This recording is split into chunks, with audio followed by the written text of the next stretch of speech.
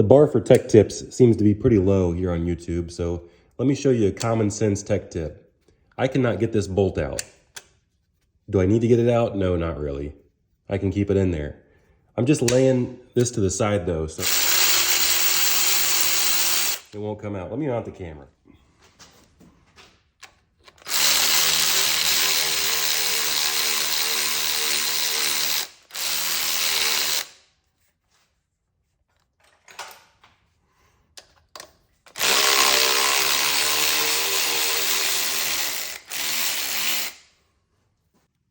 Look at how bad the wiring is on this compressor.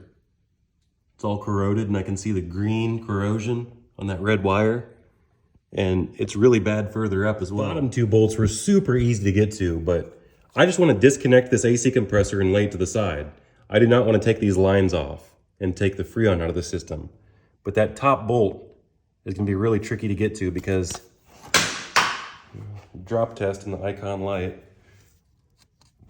This AC line is right up on this bolt. You can get a socket on there, but just barely. It's crooked. It's going to be really hard to get to that socket with where it's at, especially once I start taking it off.